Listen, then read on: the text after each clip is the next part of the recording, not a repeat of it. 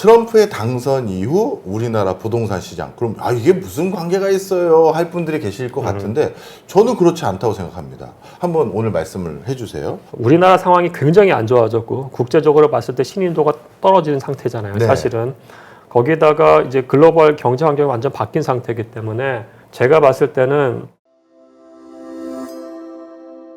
저희가 또 고정 코너로 진행하고 있는 시간이죠. 김경민 교수님과 함께하는 시간 또 오늘도 가져볼까 합니다. 교수님 나오셨습니다. 안녕하세요. 안녕하세요. 네. 예. 방학이면 주로 어떤 활동하고 계세요? 원기 충전. 네. 사실은 이번에 네. 베트남하고 네. 그 인도네시아 출장을 갔다 와서 네. 베트남은 또 후에라는 도시하고 그리고 이제 호지민 이렇게 두 개 갔다 왔는데 네. 가서 조금 부동산 개발하는 분들과 미팅하고 그리고 이제 좀 이 도시가 어떻게 확장하는지 좀 보게 됐어요. 네. 그래서 굉장히 저로서는 조금 좀 쉴까 했는데 쉬는 것보다는 좀 배움의 시간. 근데 배우면서 쉬었죠. 네. 후에는 이제 시장하고도 만나고 미팅하고 해가지고 예. 좀 재밌었어요. 네. 개인적으로. 대부분 이제 학자분들이 방학 때는 이제 해외 일정 많이 소화하시는데 교수님도 어디 다녀오셨지 않을까 해서 여쭤봤는데 또 베트남의 도시 계획, 도시 개발과 관련된 현안을 보고 오셨네요. 자, 그런데 그 사이에 교수님의 해외에서 외유 겸 프로젝트 하고 계실 때 많은 변화가 있었습니다. 국내적으로도 변화가 있지만 이제 미국 대통령 트럼프가 취임을 했거든요. 그래서 오늘은 그 두 가지를 좀 맞물려서 여쭤보려고 하는데요. 트럼프의 당선 이후 우리나라 부동산 시장, 그럼 이게 무슨 관계가 있어요 할 분들이 계실 것 같은데 저는 그렇지 않다고 생각합니다. 한번 오늘 말씀을 해주세요. 트럼프가 공약화하려는 것들 중에 가장 큰 논조 중에 하나가 관세를 대규모로 폭발적으로 부과하겠다. 그럼 그 관세 부과 이후에는 그럼 물가 다 오르는 거 아니야? 인플레 걱정 많이 하시고요. 그러면 인플레 잡아야 되는 연준이 기준금리가 달라질 수도 있을 거 아니겠습니까? 그러면 이런 것들 때문에 기준금리가 올라가는 건지 아니면 트럼프가 얘기하는 좀 경기 부양을 적극적으로 도모한다는 차원에서 연준은 기준금리를 낮추는지 결국 트럼프의 정책이라는 건 연준의 기준금리에 영향을 미칠 수밖에 없고 그럼 연준의 기준금리는 우리나라 한국은행의 기준금리에 자유로운 그런 요소가 아니잖아요. 그렇죠. 네. 그럼 우리나라 기준금리가 다시 영향을 받게 되면 다시 우리나라 부동산 시장이 또 영향을 받을 수 있는 이런 고리가 있는데 전망 좀 해주세요.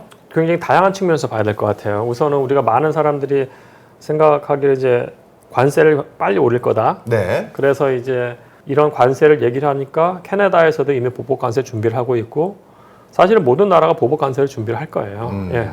혼자 당하지는 않으니까. 네. 왜냐하면 이게 서로 어떤 이 국제 무역에 있어서의 어떤 딜이죠. 딜을 하는 거고 각각의 레버리지로서 관세를 활용하는 건데 근데 이제 관세를 활용하게 된다고 했을 때 이제 말씀하신 것처럼 그러면은 글로벌 차원에서 인플레이션이 다 오를 수가 있는 거죠. 네. 차원에서 오를 수가 있는 거고 사실 미국 국채 수익률이 10년채가 거의 5%까지 갔었잖아요.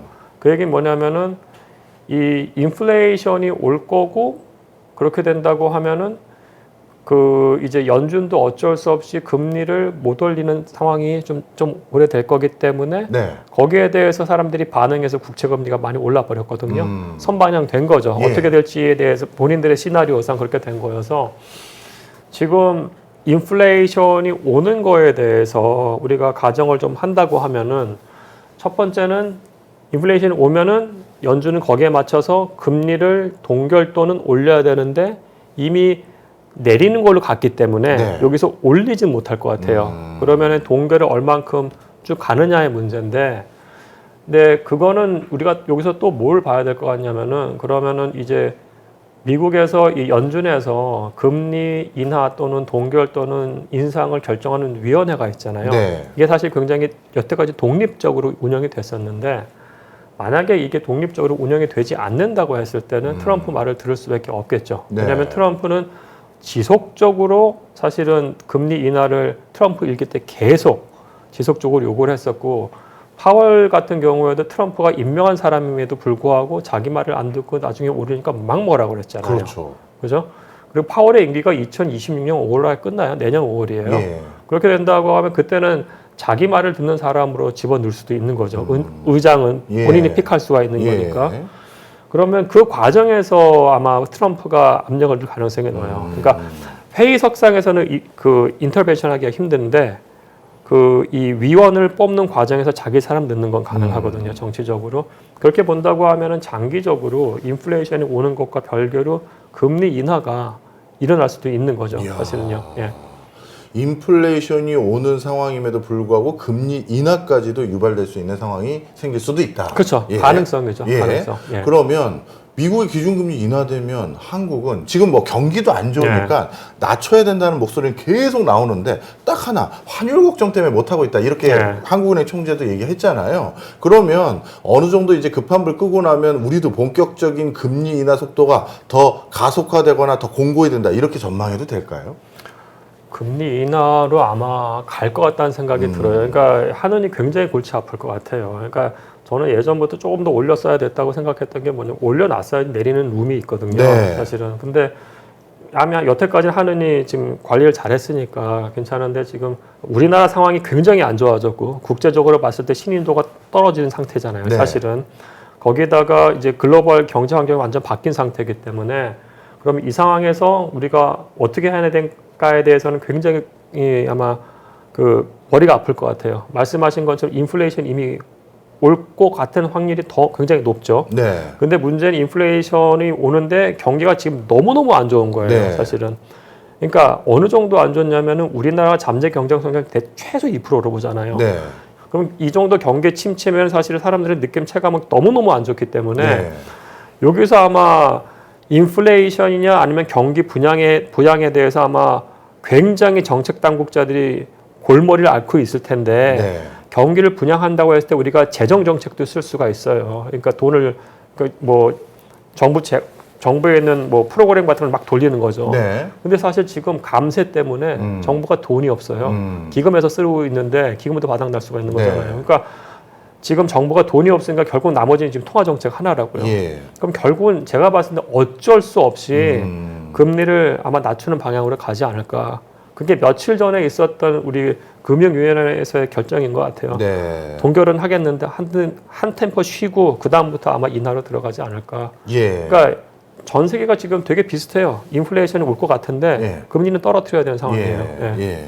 저도 사실 거기에 공감을 많이 합니다. 그런데 특히 우리나라는 그런 전 세계적인 분위기 속에서 하나 더 얹어야 될 게 국가 경제가 안 좋으면 우리가 할 수 있는 방법은 크게 두 가지 방법이 있는데 하나는 재정 정책, 하나는 통화 정책인데 재정 정책은 그래도 대통령이 부재인 상황이 2025년도에 상당 부분 갈 것 같으니까 이 힘발을 제대로 못할 거라는 생각이 드는 거예요. 물론 대행이라는 사람이 기재부 장관이기 때문에 뭐 적극적으로 운영하려면 할 수도 있지만 본인이 대행자를 가지고 막 이렇게 막 설레발이라고 해야 될까요? 그렇게 하기엔 좀 부담되거든요. 그러면 뭔가 보수적이고 수비적인 의사결정을 하게 되면 경기는 어려워 죽겠는데 재정 투여에 대해서는 보수적인 결정을 할 수밖에 없고 그럼 결국 나머지 하나는 한은에서 하는 통화 정책인데 나라도 그럼 경기 신경 써야겠네 하면서 금리 인하에 대해서 조금 더 우호적인 환경들이 생길 가능성이 높아 보입니다. 자, 그러면요. 교수님, 당연히 지금 많은 분들이 교수님 나오셨으니까 당연히 이게 궁금할 텐데 지금 트럼프 발 아니면 국내 경제 상황 또는 정치 상황 발 이런 상황 여러 가지 종합했었을 때 금리 인하 기조가 본격화될 2025년 부동산은 어떻게 바라봐야 돼요? 그러니까 우선은 지금 부동산은 위험 자산이잖아요. 지금 위험 자산이라는 얘기는 불확실성이 존재를 하는 건데 우리나라만 봐더라도 네. 경제, 정치의 불확실성이 너무 많아요. 그죠? 네. 그렇게 한다고 하면은 부동산에 대해서 지금 들어가는 거는 굉장히 위험한 거죠. 어떻게 예. 보면은요. 따라서 사람들이 이 판단을 미룰 거예요. 그러니까 우리가 봐야 될 부분이 이 본질적인 가치하고요. 본질 네. 가치하고 피상적으로 되는 피상 가치를 본다고 했을 때 거래량이 굉장히 줄 거고요. 네. 팔려는 사람들도 선택을 늦출 거고 예. 살려는 사람들도 반드시 늦출 거예요. 예. 왜냐면 워낙에 어떻게 될지 모르는 상황이니까요. 그러면은 거래량이 줄면서 아마 금매 위주로 거래가 될 수는 있어요. 예. 근데 부동산이란 거의 본질 가치는 아마 유지가 될 가능성은 높아요. 왜냐하면 두 가지인데 첫 번째는 물론 경기가 너무너무 안 좋아서 막 안 좋은데 우리가 IMF급으로 안 좋은 건 아니에요. 그렇죠. 사실. 그리고 예. 우리가 사실은 기본적으로 제가 봤을 때 2023년부터 현재까지 불황은 재정정책 잘못한 게 좀 크다고 봐요. 예. 우리는 2%대 성장을 이상 해야 되는 나라가 맞고, 네. 심지어 죄송한데 러시아는 전쟁하는 나라인데 GDP 성장률이 러시아보다 적었어요. 맞아요. 이게 말이 되냐고요. 대한민국이라는 나라가. 예, 예. 그러니까 뭔가 문제가 있긴 있어요. 그럼에도 불구하고 우리가 IMF 같은 상황은 아니기 때문에 예. 부동산이나 경제 기본적으로 인플레이션만큼은 올라왔었거든요. 네. 근데 인플레이션이 지금 더 올 가능성이 높단 말이에요. 네. 사실은. 그 본질 가치는 인플레이션만큼 갈 거예요. 물론 많은 분들은 계속 그 말씀하겠죠. 지금 상황 경제 굉장히 어려운데 그렇게 될 것이냐. 근데 가능성이 있다고 봐요, 저는. 다만 그럼에도 불구하고 제가 상반기 때 뭔가 액션을 취하라는 얘기는 절대 아니에요. 위험 네. 자산이기 때문에 상황을 보셔야 되는 게 맞는데, 제가 봤을 때는 이 상황은 안 좋으나 많은 분들이 공급 측면에서 인플레이션이 오면서 시공비가 더 올라서 지금 더 멋져요. 네. 지금은요. 작년보다 지금 더 황당한 상태예요. 시공 쪽은요. 공급 네. 쪽은. 수요 측면에서는 금리가 내릴 거기 때문에 유동성이 많아지면서 부담은 싸질 거예요. 그래서 이게 시점의 문제일 수가 있는 겁니다. 사실은요. 따라서 상반기하고 하반기 또는 아마 올해는 굉장히 불안정한 시기이기 때문에 올해 또는 내년 초가 다를 가능성도 존재를 해요. 제가 네. 봤을 때는요. 네.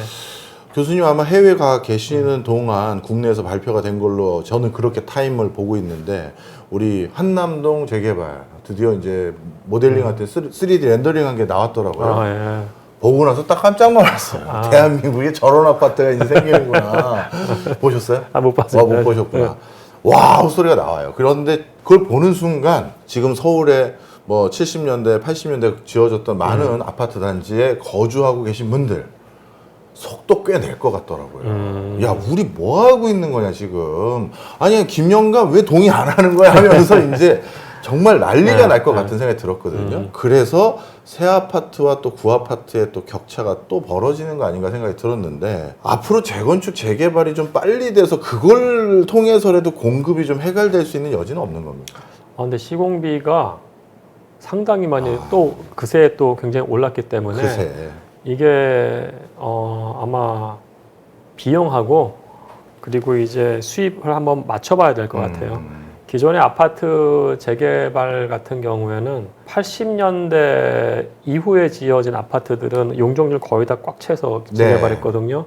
여기는 아마 수익이 굉장히 안 나올 수가 있어요. 분담금이 굉장히 더 높아진 거기 때문에 작년보다 더 힘들 수가 있고, 이제 한남동 같은 경우에는 사실은 그 저층이잖아요. 빌라 상태에서 부시고 다시 올리는 거기 때문에 물론 우리가 이 수치를 좀 이렇게 두들겨 봐야 되겠습니다만은 아파트 재개발보다는 나은 상태니까 그게 될 수 있는 거고, 그리고 이제 이게 아마 고급 아파트 단지가 가능한데 위주로 아마 지금 될 것 같다는 생각은 들어요. 예, 왜냐면은 그래야지 시공비 이상으로 수익이 발생하는 부분이기 때문에. 그리고 이 부분이고, 두 번째는 말씀하신 것처럼 지금 신축하고 구축의 차이는 아마 좀 벌어질 가능성도 있습니다만은, 근데 이게 언젠가는 서울은 다시 붙거든요. 그래요? 예, 다시 붙어요. 상승률로 봤을 때. 예. 따라서 이 부분은 아마 시기에 따라서 벌어졌다가 좁혀졌다가 벌어졌다가 좁혀지는 상황들이 반복될 수도 있습니다. 네. 특히 마지막으로 하나 더 질문드리고 마무리를 하면요. 압구정 3구역.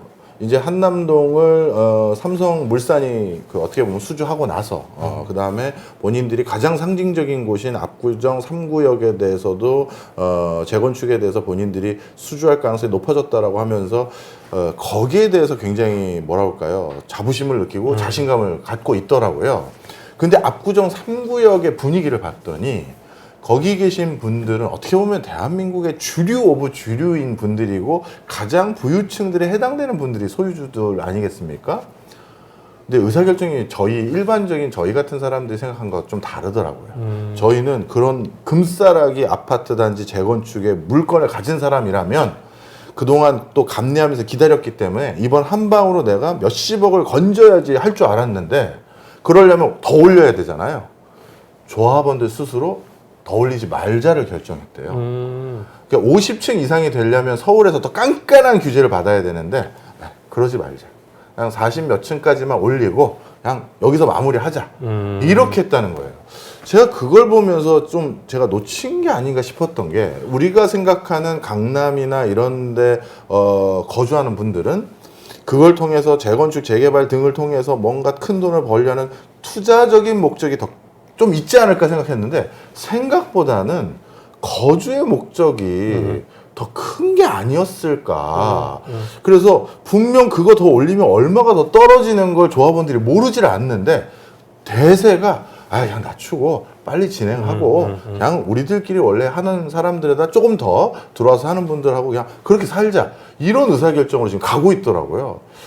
그쪽 동네는 투자 아닙니다. 사실은 그거는 네. 사실은 제가 봤을 때는 뭐 부유층과 뭐 서민의 상관이 없는 것 같아요. 예를 들어서 우리가 그 모아타운이라고 있거든요. 예. 모아타운은 주로 이제 이 한 블럭 정도 되는 데를 그러니까 빌라인 데도 있고 약간 중층 아파트 단지가 재개발한 경우도 있어요. 네. 돼 있는데, 그러니까 제 제자의 박사 논문이에요. 예. 사실은 그 친구가 서울시에 있는 모아타운 된 데를 거의 다 전수를 조사했어요. 예. 2010년대 이후부터 현재 작년까지 거기서 약간 좀 특징적으로 재밌는 단지들이 나타나는 게 뭐냐면은 그냥 우리들끼리 살게 해주세요. 커뮤니티 빌딩이 돼 있는 거예요, 사실은. 예. 그래서 우리는 이렇게 해가지고 올려서 그냥 그러니까 용적률 많이 필요 없고 딱 빨리 할 수 있는 데를 원한다. 그런 게 이미 거기서도 나왔어요, 사실은요. 그러니까 커뮤니티 빌딩이 있거나 또는 이제 사실은 압구정동은 뭐 거기서도 아마 커뮤니티가 돼 있겠죠. 있겠죠. 있으니까. 네. 거기서도 아마 그런 결정하지 않나 싶어요. 예. 이건 어차피 어떻게 보면 부유층만 해당되는 게 아니라 그냥 집이라는 거에 가장 근원적인 기능, 그냥 거주의 기능을 다 생각하는 게 많이 있다 이렇게 봐도 그렇죠, 되겠네요. 그렇죠. 예. 알겠습니다. 이번 미국 트럼프 대통령 취임 이후 변화되는 흐름들이 우리나라 부동산 시장에는 어떤 파급 효과, 영향을 줄지에 대해서 한번 살펴봤는데요. 여러분들도 2025년 부동산 시장을 전망하는데 오늘 내용이 좀 도움되셨으면 하는 바람입니다. 저희 교수님 그럼 다음에 또 뵙겠습니다. 예. 고맙습니다. 감사합니다.